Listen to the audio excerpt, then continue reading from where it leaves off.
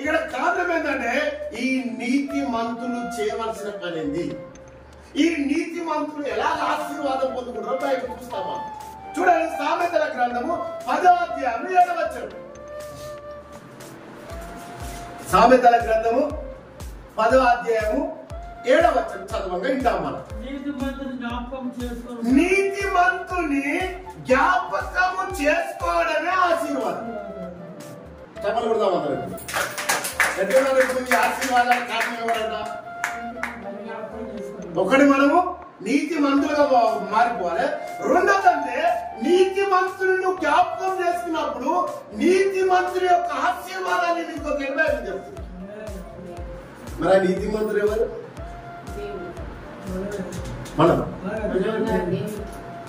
దేవుడు నీతిమంతుడు. ఈ నీతిమంతుడు అంటే నువ్వు ఎలా జ్ఞాపకం చేసుకుంటావు? ప్రతి సంఘం ఆయన సన్నిధిలో దావీదు రాజులాగా మోకరించి ప్రార్థన చేయడం, ఆయన జ్ఞాపకం చేసుకోవడం. ఈ జ్ఞాపకం చేసుకోవడం ఏం చేస్తారంటే ప్రార్థన చేయరు. వాళ్ళు ప్రార్థన చేస్తారంటే వాళ్ళకి దేవుడు జ్ఞాపకం లేదు. తెలుసా మీకు? ప్రార్థన చేయకపోవడం కూడా పాపమే ఉంది బైబిల్. మీకు తెలుసా తెలియదు? నేను చెప్తా ఉన్నా, వినండి. మీరు నేర్చుకోండి, దాని ప్రకారం మీరు జీవించండి. దేవుని యొక్క ఆశీర్వాదాలు మీ మీదకి వస్తాయి. నువ్వు ప్రార్థన చేస్తలేవంటే నువ్వు పాపమే.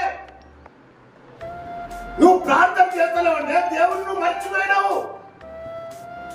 అందుకనే దేవుడు ఏమంటాడంటే నీతి మంతుడైన యేసు ప్రభును నువ్వు ఎప్పుడైతే జ్ఞాపకం చేసుకొని మోకాల మీద నీ విజ్ఞాపనని చెప్తావో నువ్వు దేవుడు ఏమంటాడు? నువ్వు ఆశీర్వదించావు. అందుకని యేసు ప్రభు ఏమన్నాడు? నాలో పాపం ఉన్నదని మీరు ఎవరైనా చూపిస్తారా అన్నాడు. ఎందుకు? ఆయన నీతి మంతుడు. ఆ నీతి మంతుని మనం ఏం చేయాలంటే ఎప్పటికీ స్తుతించాలి. స్తుతించడము, ప్రార్థన చేయడం ఆయన జ్ఞాపకం చేస్తున్నాడు అంటే బైబిల్ చెప్తుంది.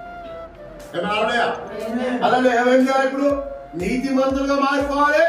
ఈ నీతి మంతులు చేయవలసిన పని ఏంటంటే ప్రతి విషయంలో దేవుని ప్రార్థించాలి. దేవుడికి మన విన్నపములు చెప్పాలి. కృతజ్ఞతలు ఏంటంటే యేసయ్యా నీకే స్తోత్రం, యేసయ్యా నీకు వందనం, ఇవి చెప్పాలి. మనము విజ్ఞాపన ఎలా చేయాలంటే ప్రభువా నా సమస్య నుండి విడుదల, ఇక నా బాధ నుండి విడుదల దయచేయి, నా రోగం నుండి విడుదల దయచేయి ప్రభు.